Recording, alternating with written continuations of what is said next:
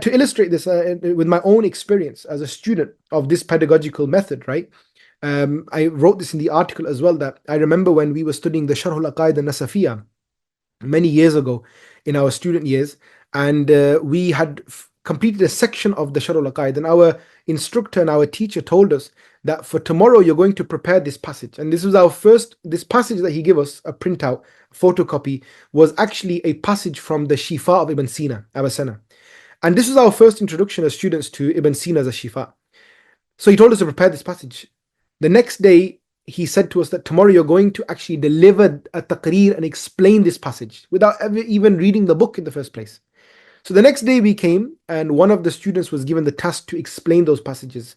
Those passages were so straightforward and understandable that not only were they understandable, but if a student was made to teach those sections, meaning from the class, he would have been able to do so. Why was that? It wasn't because there were some easy passages in the Shifa. The reason for that was because the intellectual acuity that you needed in order to access those passages had been granted to you in the Sharh al-Aqaid. So when the teacher recognized that a certain skill has unlocked for them, what did that unlock? The Shifa, passages of the Shifa. He brought those passages and showed us practically how that is done. So this is the idea, the philosophy behind the curriculum. It's not a curriculum, it's a philosophy. Now, lecture style discussions surrounding a subject or on subject matters are beneficial, no doubt.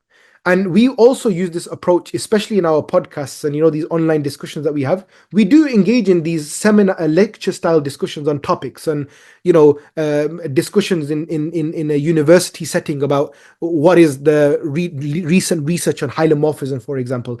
These are beneficial discussions for talabatul ilm and for people engaging in this science.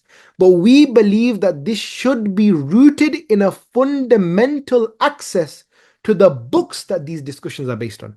And for that fundamental access, it requires engaging in a pedagogy and a method and a style of teaching, authors, books, scholars, and a tradition that goes beyond these colonial altercations, okay, and colonial changes that have affected the masses of Muslims all around the world, okay.